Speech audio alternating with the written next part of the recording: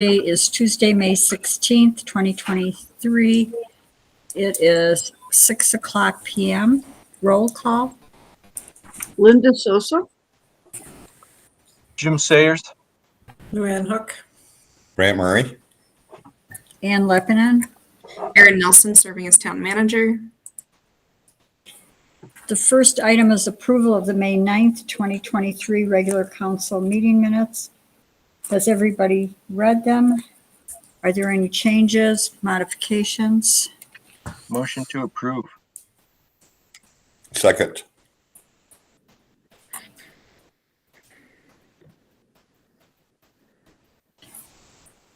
Hearing no changes, then all in favor say aye. Aye. Aye. Aye. Anyone opposed? It's unanimous. Public comment. There will be a 3-minute time limit for each person wishing to comment. If you exceed that 3-minute time limit without permission, the meeting controller will mute you. Are there any public comments? And if so, raise your hand or let us know and mute yourself.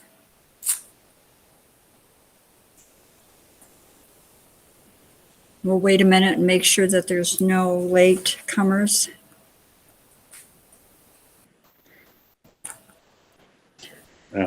Amr to me.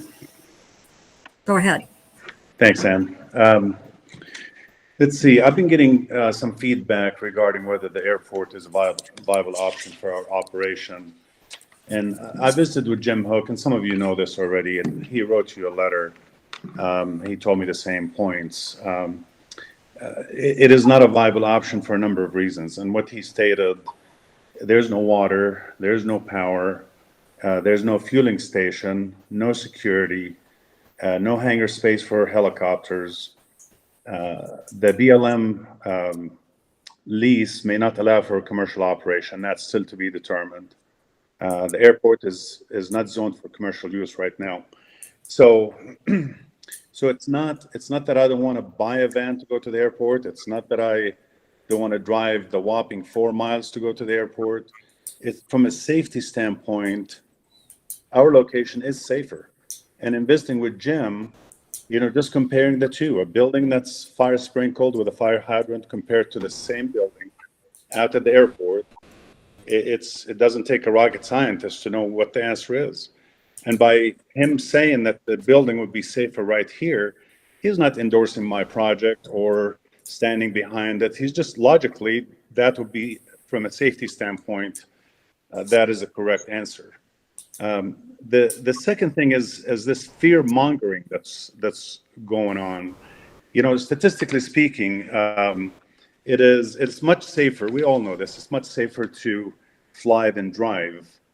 And the reason for that is most aircraft have radar, they have communication equipment, and so they are much safer. They say that most car accidents happen close to home. Most car accidents happen because of drunk drivers. So again, statistically speaking, there's a higher chance of being hit by a drunk driver in our neighborhood than 2 airplanes colliding over the San Juan River. So please, let's quit the fear mongering and look at this logically as neighbors. Thanks. Thank you. Is there anyone else with a public comment?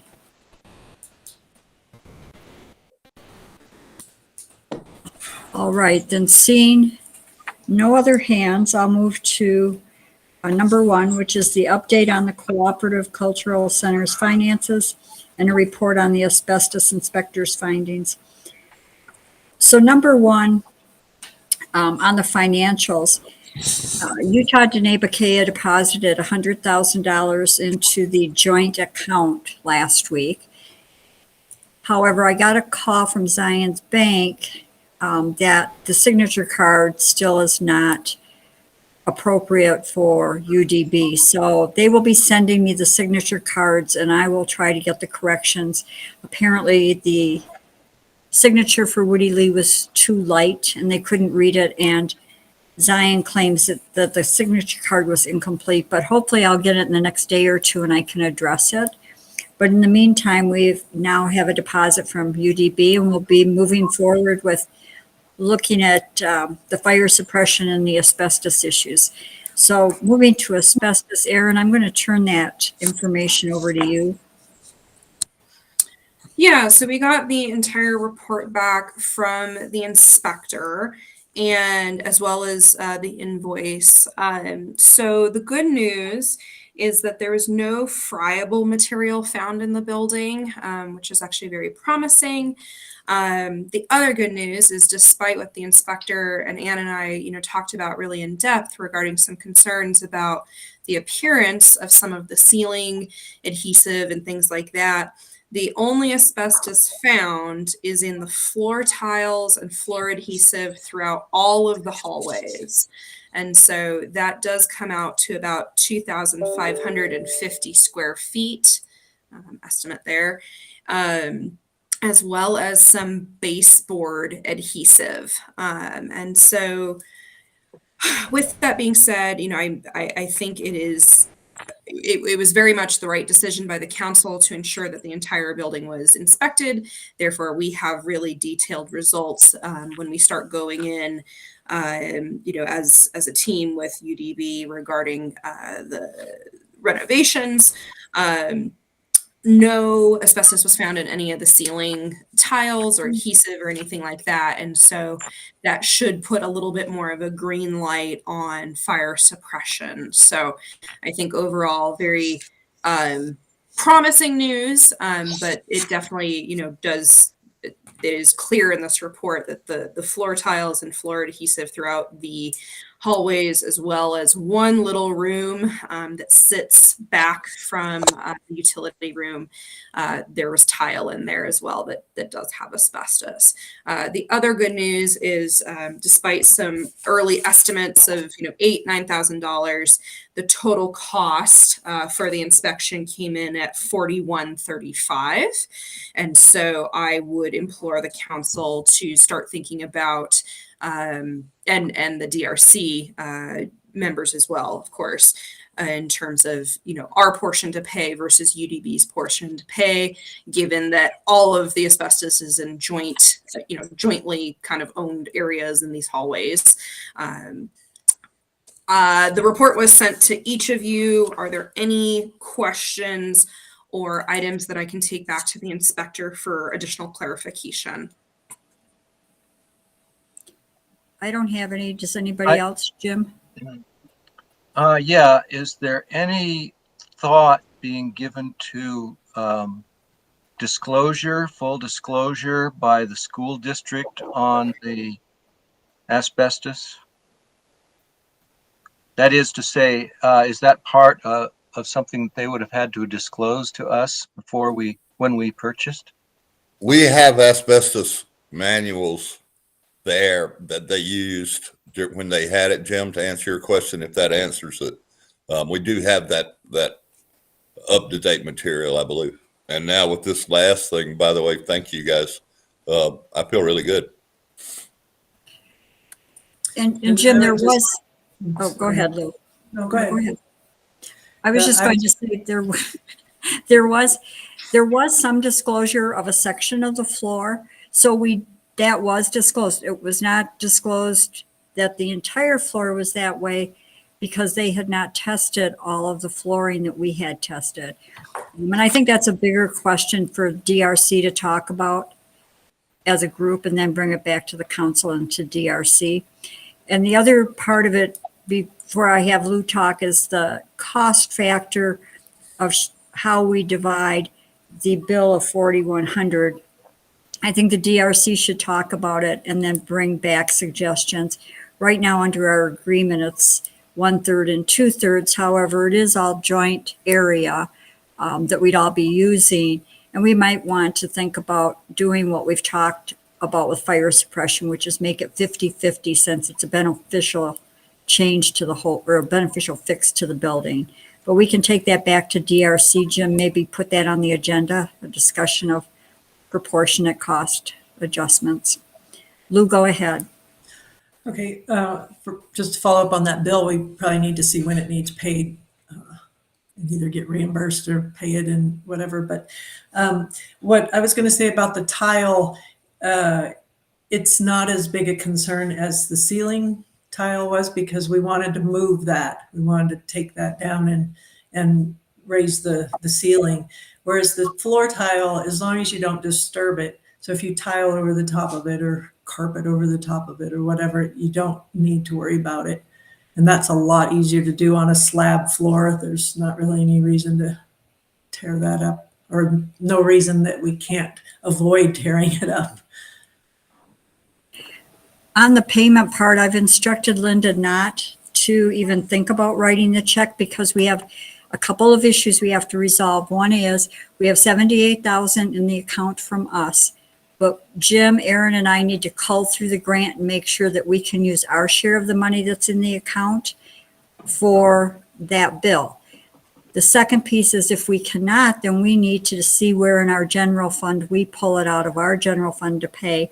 And then the third piece is with the changes at UDB right now on the financial end and not having a signature card from Woody that's working, we're going to have a little bit of adjustment on how do we get money out of the account anyway. So I think we've got at least 30 days here to deal with it. And hopefully we'll get all these questions answered by the next meeting, which is June 6th. Certainly we want to pay him timely, but we've got a few hurdles to work out on this first round of payments. Anybody else?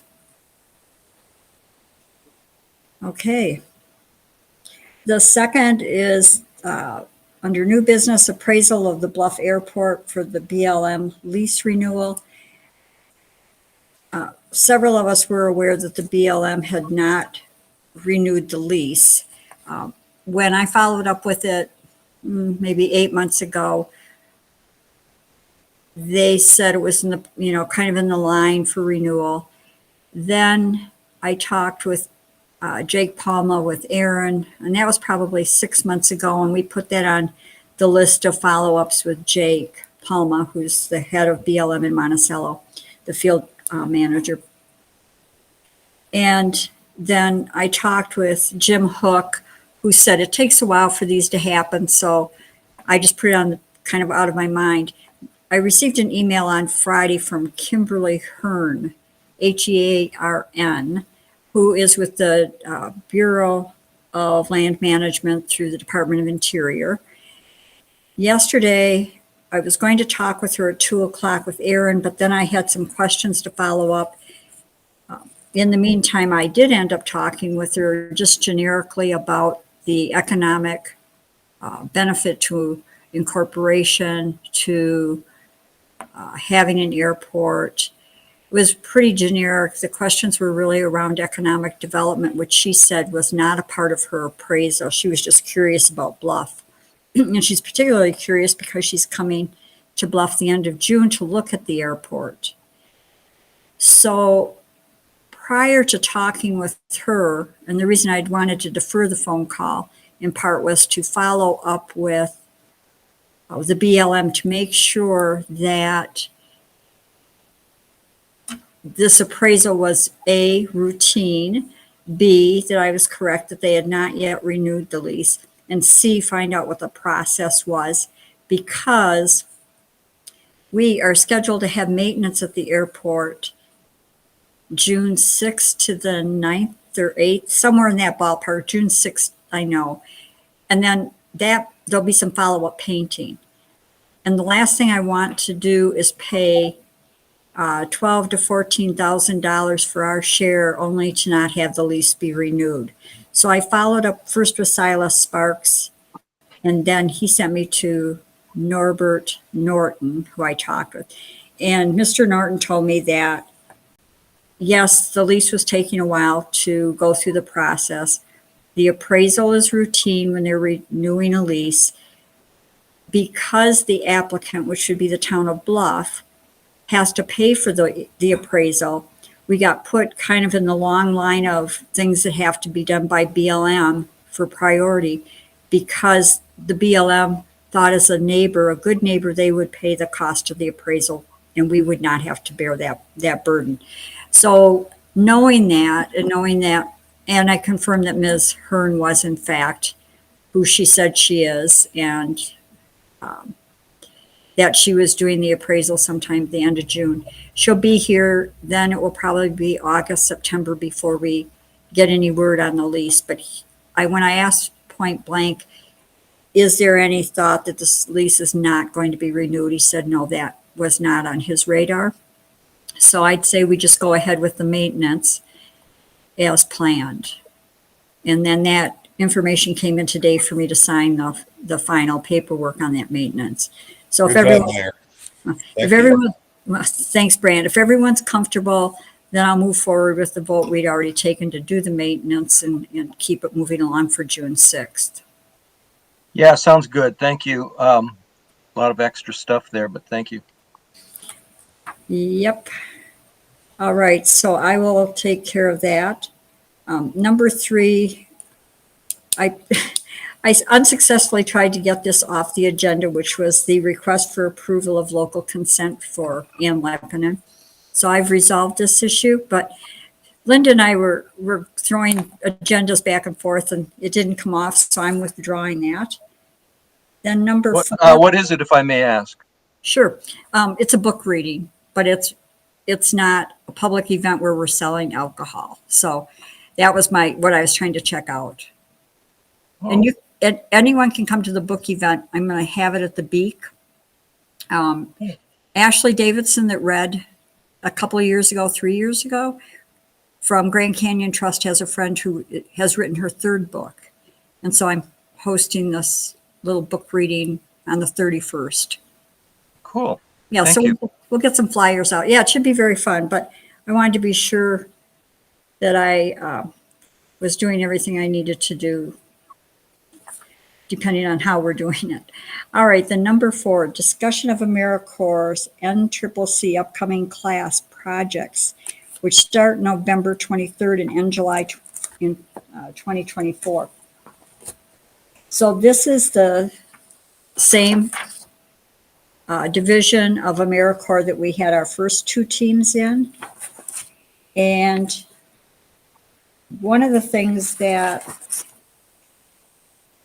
in my exit interview for our second project that ended in December, I think, one of the things that we talked about with AmeriCorps was Bluff can team up with other entities or other projects that are not within the Bluff areas. So it was suggested that we team up with Community Rebuilds because they have 2 lots here in town, and that we work with Community Rebuilds to try to bring AmeriCorps in and do some things. Ricky Epperson, who heads Community Rebuilds now, and I are going to talk about this next week, what kind of projects we'd be looking at and what we could possibly put in. But again, it would be the concept form for round 1. If we wanted to do it November 1st through December 19th, I'd need to have the concept form in by July. If we wanted to do it January through April, it would be September. So once I get more information from Ricky about what Community Rebuilds is thinking, and then we touch base with AmeriCorps, I'd really like to aim for the July 12th concept date if we decide we want to do this. And again, I'm just giving you the information so that when I talk to Ricky and come back, you've got the background. Questions? Thoughts? So I will follow up with her and see what possibilities Community Rebuilds has identified. I know they're having problems getting folks that are qualified applicants for those 2 lots, and maybe they've got some ideas of how to move this. Erin has her hand up. Ann. Quick question. I know in the past in partnering with St. Christopher's Mission, housing was kind of included. I'd like to ask that be included in the conversation with Ricky, as I know that could be a hurdle to overcome. In what way would it be a hurdle? Well, if they're doing work down here, where are their accommodations, or where are the planned accommodations?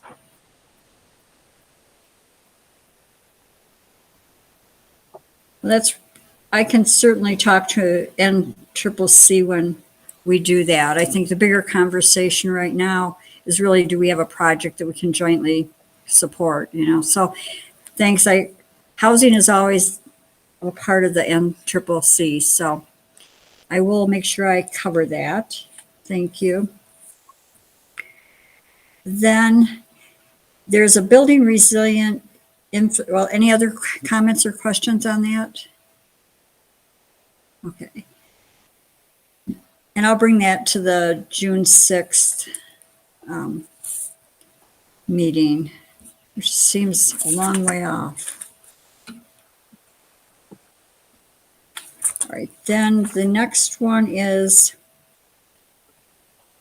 discussion and a vote possibly on the 2023 Building Resilient Infrastructure Communities. The notice of interest is due May 31st. This was more on the agenda, just so that you're aware of it. I don't think we're in a position to be able to do this. Somebody else might disagree, but the Building Resilient Infrastructure is FEMA's annual mitigation grant program that mitigates against natural hazards. So it helps to fund projects like seismic retrofitting, debris basins, stream bank stabilization, wildfire fuels reduction, drought project. But what caught my eye was the culvert upgrade, because Luanne and Michael Havocan and I had a pretty lengthy conversation about the culverts over at by the retention pond. And I don't think, and maybe somebody will want to jump on this, the submissions deadline is May 31st to get the concept idea in. And I imagine if we wanted to look at funding through FEMA for culverts, what we really need is an engineer. And I just don't see us being able to make this deadline. But the reason I'm raising it now is it says it's an annual mitigation grant program, which means we could start shoring up for that for next year in 2024. If somebody out there on the council thinks they have time to look into this for May 31st, let me know. But knowing what our schedule looks like, I just don't see it for this year. Jim? Yeah, I'll look into it, but not for the culverts. I think you're right. That would require some engineering work. However, these grants also cover converting aerial electrical lines to underground electrical lines. As I understand, there's a category there. So I'm going to check into that. And if that were straightforward as it may be, that might be something that would benefit the town, especially in an emergency. That's a real problem, having overhead lines in any kind of a bad situation. So I'm just curious. Do you think that would require engineering? I don't know, but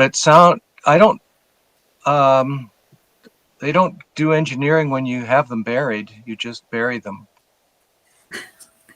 The power line company's probably got engineers that'll write. Maybe Amr could answer that. He's an engineer.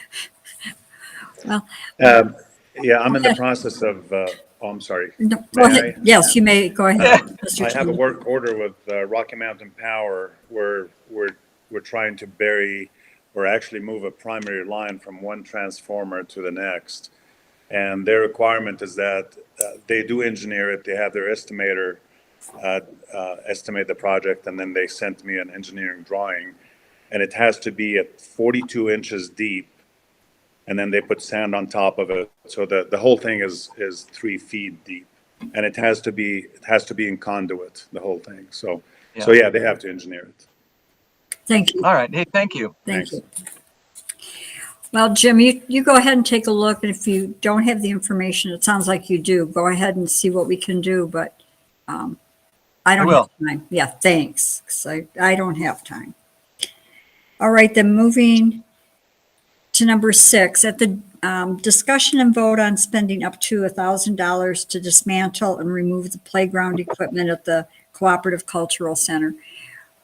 We've talked about this in the DRC, but neither the Design Review Committee has brought it forward to the town council or to Utah Denebakea, as far as I'm aware, on UDB side. And so we have a quote for $1,500 to be able to dismantle and remove the playground at the CCC. Now, I put in that it would be $1,000 just to cover it. We don't need to make a decision tonight. I can put it on the June 6th agenda, but I wanted to, to get a sense, do people want the playground removed? And if you want it removed, do we want to try to salvage any of the pieces that are still good? Okay, somebody raised their hand.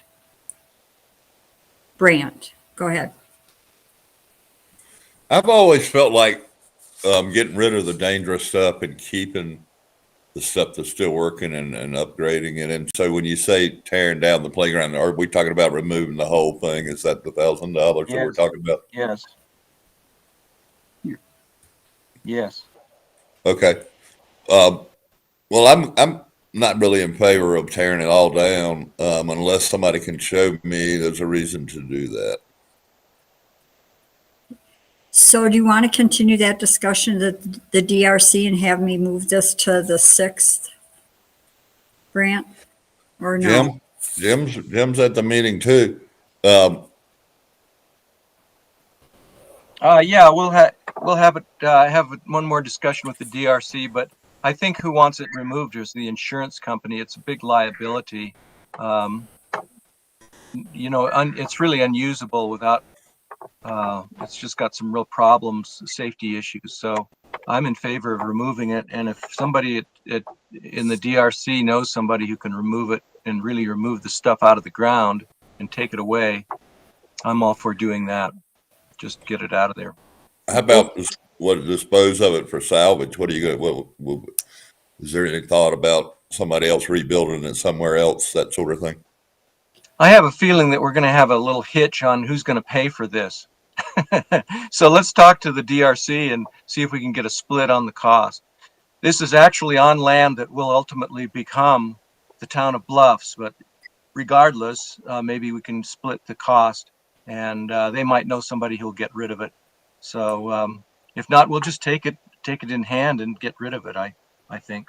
I think that the cost estimate included removal, which probably means that's factored into what I think is a pretty low removal cost, because that person would probably recycle or use what's there. And it does require, remember, heavy equipment, because some of those things are anchored in the ground with cement. So it's a big job. If Jim could put that back on DRC and all of you have that discussion, and then let's resolve it. What does this board think about removing it? We could kind of get a straw poll right now. Well, my feeling has been it needs to come down. When I see the word impale and child in the same report, it needs to come down. I don't want to try to second guess what's usable and what isn't. I don't think it's a guess. I think we got a report, but go ahead. Linda, what's your feeling? Lou? I feel like the fact that we now have access to really nice equipment at the school makes it much easier to remove and get rid of what's at the CCC.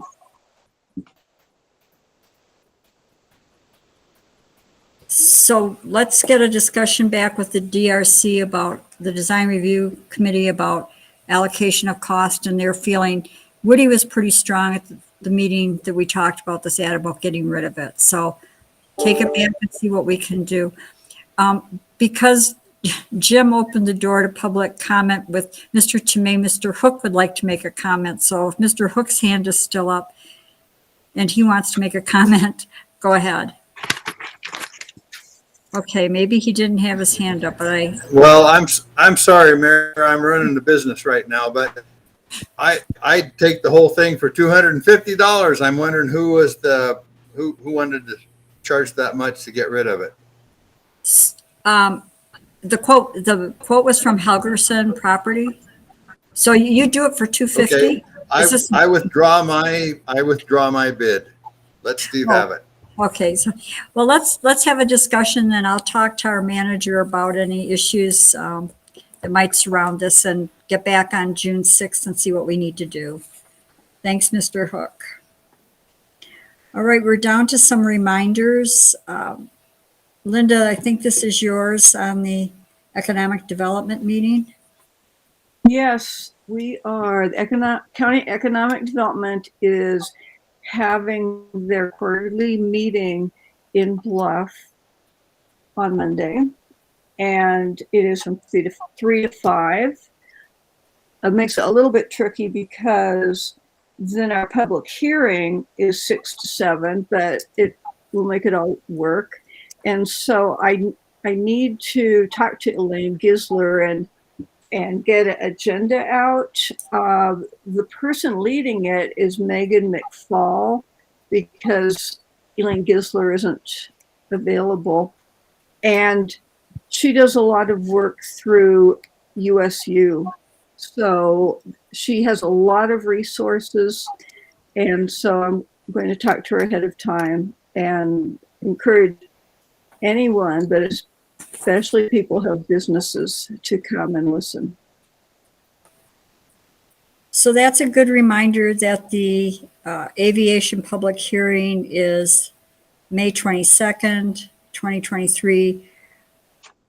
It'll start at 6 o'clock and go probably until we resolve all public comment in the sense of taking it all in.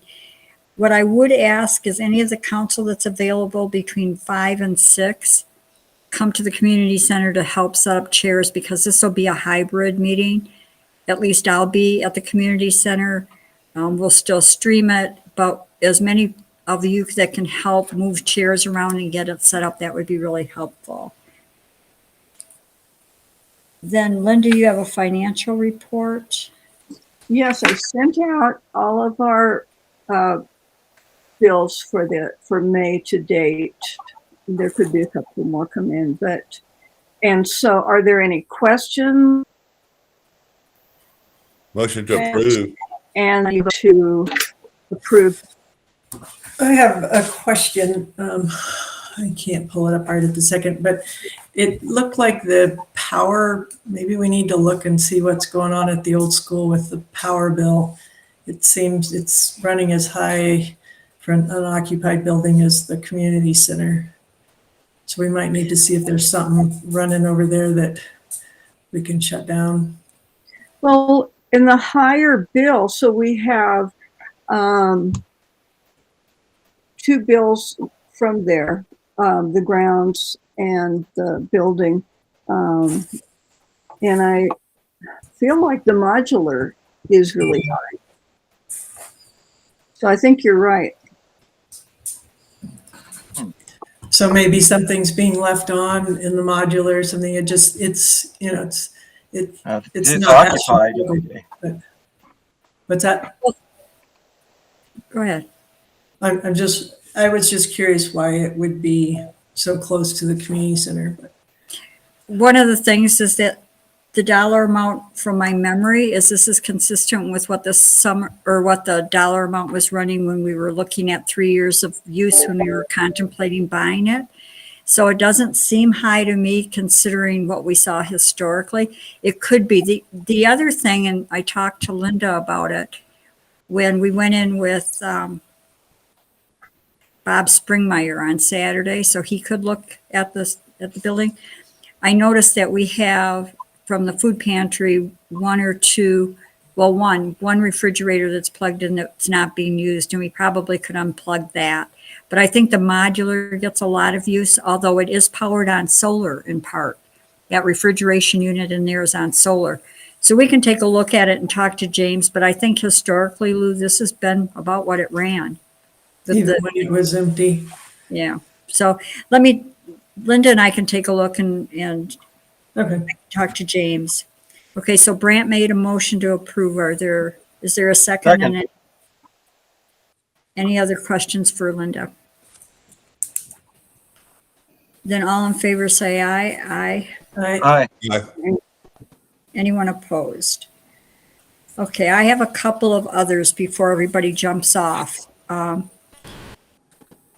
probably the most pressing for right now is reminding folks that municipal office declarations are due between June 1st and June 7th, 2023. The office will be open between 8 and 5 on the weekdays. On the weekends, that won't be open, so the weekdays would be June 1. Okay, we're getting some feedback, and I'm not sure why. June 1, June 2nd, June 5th, June 6th, and June 7th, if I did that correctly. And the offices are in the back of the building behind the senior center on the one end where that door is. So if you're facing the building to the left side behind the senior center, the paperwork will be there. One of us will be there, or Aaron will be there. Someone will be there to take your declarations.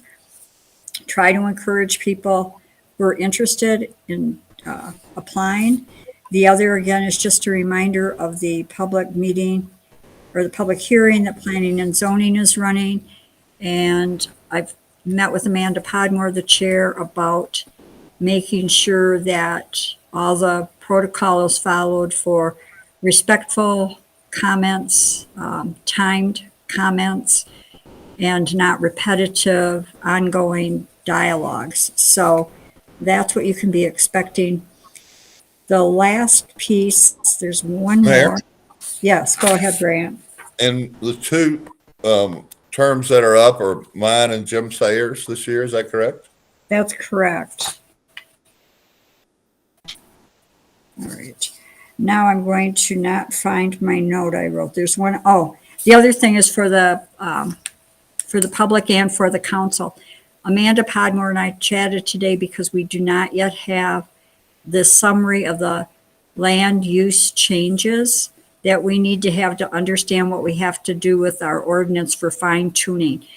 And we don't have a legal opinion back on what changes to our ordinance. So I'm sure you'll be crushed. We canceled the work session tomorrow with planning and zoning. So it's just our work session, and then they'll do their regular planning and zoning, and Amanda and I will work to reschedule it when we get the information from our attorney. Anybody else have an other? Motion to adjourn. Second. It's 6:37. All in favor, say aye. Aye. Aye. Aye. Anyone Thanks, opposed? everybody. Thank you. Bye-bye. Thank you all.